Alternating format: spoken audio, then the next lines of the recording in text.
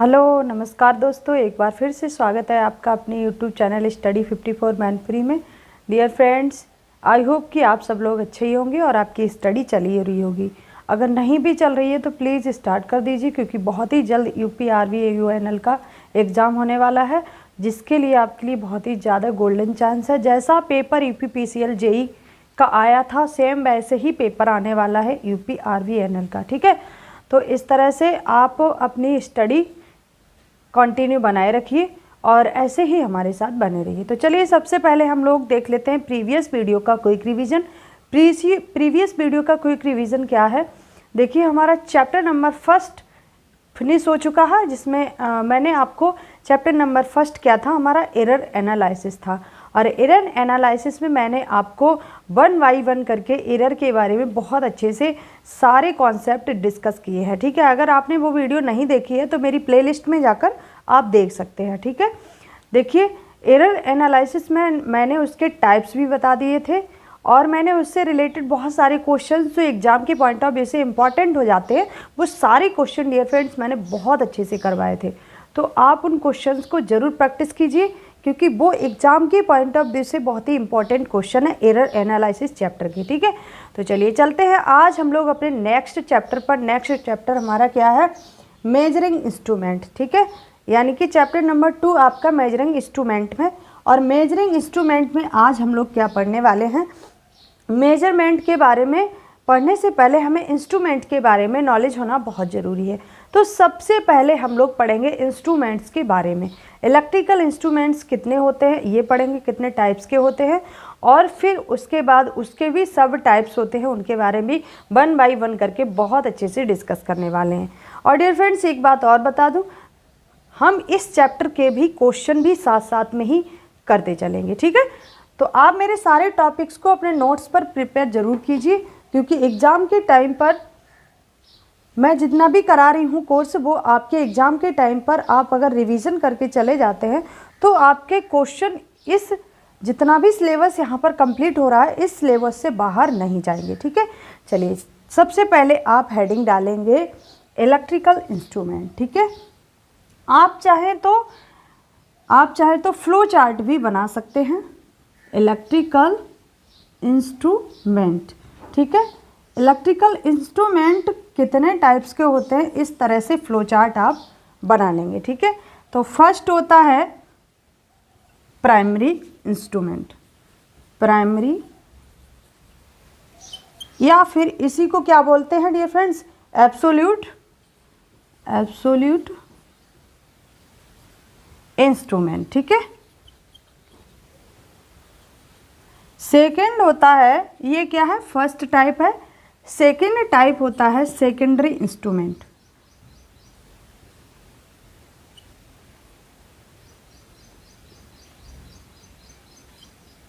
Secondary instrument, okay. Secondary instrument और primary instrument कौन कौन से होते हैं, बिग एग्जाम्पल हम लोग यहाँ पर कंप्लीट करने वाले हैं। ठीक है, तो सबसे पहले आप डेफिनेशन लिखेंगे, प्राइमरी इंस्ट्रूमेंट की या फिर एब्सोल्यूट इंस्ट्रूमेंट की। ठीक है, तो प्राइमरी इंस्ट्रूमेंट पहले आपको बता देते हैं थोड़ा सा हिंदी में, प्राइमरी इंस्ट्रूमेंट होते कौन से हैं। तो जो प्राइमरी इंस्ट्रूमेंट होते हैं उनको अदर इंस्ट्रूमेंट से कैलिब्रेशन करने की आवश्यकता नहीं होती है। ठीक है, क्योंकि किसी भी इंस्ट्रूमेंट को मेजरमेंट करने के लिए रेडी करने से पहले उसका कैलिब्रेशन किया जाता है। कैलिब्रेशन का मतलब होता है डियर फ्रेंड्स, आपने किसी भी प्राइवेट सेक्टर में अगर जॉब की हो तो वहाँ पर बहुत सी CNC मशीन्स होती हैं। उन CNC मशीन्स में आप पहले कैलिब्रेशन करते हैं। कैलिब्रेशन का मतलब है आप जो मेजरमेंट कर रहे हैं किसी भी इंस्ट्रूमेंट का या फिर किसी भी पार्ट का, उस पार्ट का मेजरमेंट करने से पहले आपको कुछ वैल्यू फिक्स करनी पड़ेंगी उसमें, यानी कि आप कुछ वैल्यू को वहाँ पर फीड करते हैं। जैसे कि वहाँ पर आप किसी भी पार्ट्स का इंस्ट्रूमेंट कर रहे हैं तो उसका टेम्परेचर कितना होना चाहिए, जितना आप वहाँ पर पहले से ही ट्रू वैल्यू दी है कि इस पार्ट्स की इतनी ट्रू वैल्यू होनी चाहिए टेम्परेचर की। ठीक है, तो उस वैल्यू को आप उस CNC मशीन्स में क्या कर देते हैं, फीड कर देते हैं, कैलिब्रेट कर देते हैं, ठीक है। तो वो करने की आवश्यकता नहीं होती है किसमें, प्राइमरी इंस्ट्रूमेंट में, ठीक है। और सेकेंडरी इंस्ट्रूमेंट में कैलिब्रेशन करने की आवश्यकता होती है, ठीक है। ये एक मेन डिफरेंट है, डिफरेंट किसका है, प्राइमरी एंड सेकेंडरी इंस्ट्रूमेंट का, ठीक है। एक चीज़ और आपको बता दें, ये जो प्राइमरी इंस्ट्रूमेंट होते हैं वो हमारे क्या है, एक साइंटिफिक इंस्ट्रूमेंट होते हैं, यानी कि उनमें एरर जो है बहुत कम मेजर्ड होती है, इसीलिए इन्हें साइंटिफिक इंस्ट्रूमेंट भी कहते हैं। किसे, प्राइमरी इंस्ट्रूमेंट को साइंटिफिक इंस्ट्रूमेंट भी कहते हैं, ठीक है।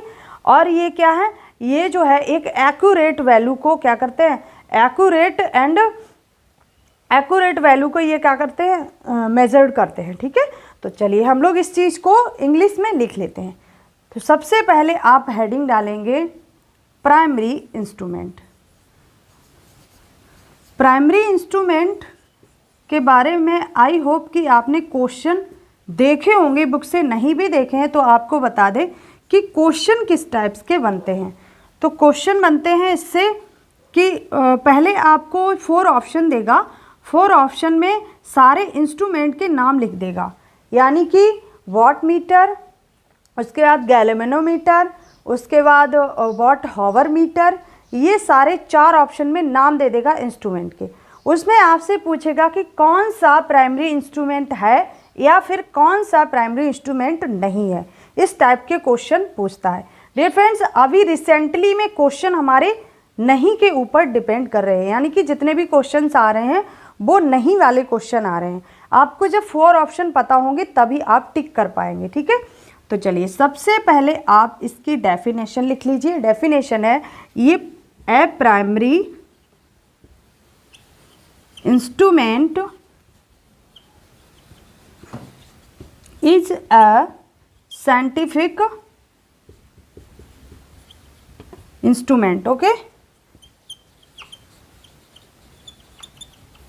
क्या लिखेंगे आप, a primary instrument is a scientific instrument, यानी कि जो प्राइमरी इंस्ट्रूमेंट होते हैं वो आपके क्या है, साइंटिफिक इंस्ट्रूमेंट है, ठीक है। जो साइंटिफिक इंस्ट्रूमेंट क्यों कहा गया है, क्योंकि ये जो है वो वैल्यू को एक्यूरेट यानी कि एकदम ट्रू वैल्यू को मेजर्ड करने की कोशिश करते हैं। बहुत ही निग्लेजिबल एरर इसमें फाइंड होती है, ठीक है।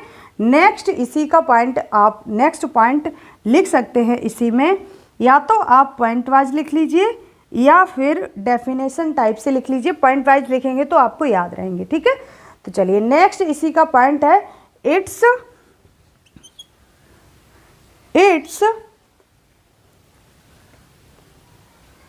measured a accurate value। Okay, ये क्या करते हैं, एक्यूरेट वैल्यू को मेजर्ड करते हैं, ठीक है। और इसकी एक फिजिकल जो कैरेक्टरिस्टिक्स होती है, it's physical characteristics is accurate. Okay, देखिए इसकी जो फिजिकल कैरेक्टरिस्टिक्स होती है वो क्या फाइंड होती है, आपको एक्यूरेट फाइंड होती है। ओके, नेक्स्ट पॉइंट आप लिखेंगे, जो चीज़ मैंने हिंदी में अभी रिपीट की थी उसी को इंग्लिश में लिखने वाले हैं कि not calibrate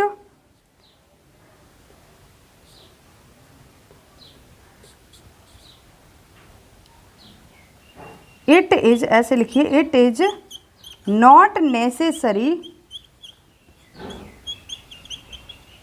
to calibrate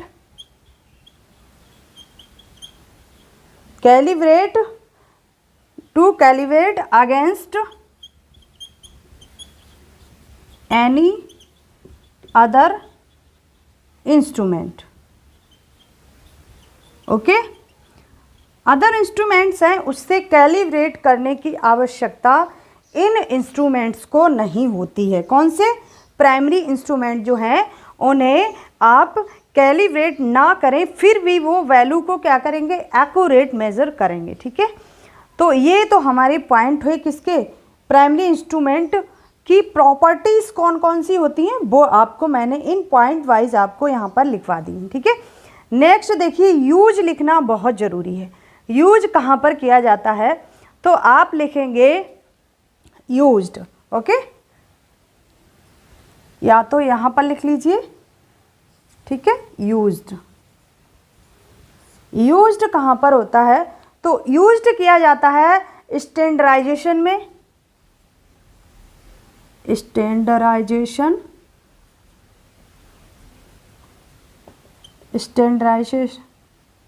two lab. Lab में स्टैंडर्डाइजेशन करने के लिए वहाँ पर भी इसका यूज किया जाता है। स्टैंडर्डाइजेशन का मतलब होता है मानकीकरण। हिंदी में आप लिखना चाहें तो लिख सकते हैं मानकीकरण, ठीक है। नेक्स्ट यूज होता है कहाँ पर, टेंजेंट में, ठीक है। टेंजेंट में भी इसका यूज होता है, टेंजेंट लेबोरेटरी में, ठीक है, tangent laboratory, okay. Tangent laboratory का मतलब है टेंजेंट वहाँ पर जैसे कि galvanometer, okay, galvanometer and laboratory यानी कि लैब में, ठीक है। तो जो गैल्वेनोमीटर हैं उनमें भी यूज होता है और लेबोरेटरी में भी इसका यूज किया जाता है। लेबोरेटरी में, लैब में यूज क्यों किया जाता है, क्योंकि ये एक साइंटिफिक इंस्ट्रूमेंट माना गया है। और साइंटिफिक इंस्ट्रूमेंट क्यों माना गया, क्योंकि ये बहुत ही एक्यूरेट वैल्यू को फाइंड कराता है, ठीक है। तो यहाँ तक आई होप कंप्लीट होता है। आप सबसे पहले एक अच्छा सा स्क्रीनशॉट लीजिए और इसे अपनी कॉपी पर बहुत अच्छे से मेंशन कीजिए। चलिए चलते हैं नेक्स्ट, सेकेंडरी इंस्ट्रूमेंट, ठीक है। सेकेंडरी इंस्ट्रूमेंट एक्चुअल में क्या, अभी मैंने आपको क्या बताया कि इन इंस्ट्रूमेंट्स को जो एब्सोल्यूट इंस्ट्रूमेंट होते हैं या फिर प्राइमरी इंस्ट्रूमेंट होते हैं उनसे कैलिब्रेट करने की आवश्यकता ज़रूर होती है, ठीक है। यानी कि उनसे कैलिब्रेशन करना बहुत ज़रूरी होता है इन इंस्ट्रूमेंट्स को यूज करने से पहले, ठीक है। तो चलिए सबसे पहले हम इन सब चीज़ों को इंग्लिश में लिखेंगे जो अभी मैंने डिस्कस की हैं। एक बार हिंदी में फिर से कुछ पॉइंट्स और बता देते हैं।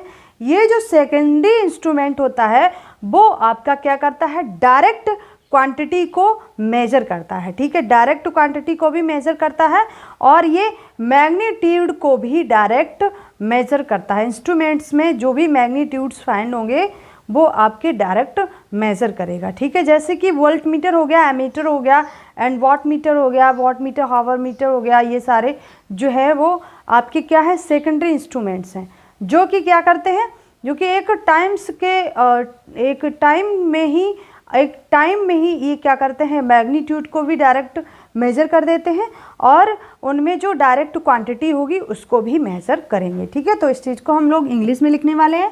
आप सेकेंडरी इंस्ट्रूमेंट्स के पॉइंट वाइज मैंने कुछ पॉइंट्स यहाँ पर मेंशन किए हैं, देख लेते हैं। फर्स्ट पॉइंट क्या है सेकेंडरी इंस्ट्रूमेंट का, these instrument is determines the value of quantity to be measured directly, okay. जो वैल्यू होती है मेजर्ड, जो मेजर्ड वैल्यू होती है उसको ये क्या करता है, डायरेक्टली मेजर करता है, ठीक है।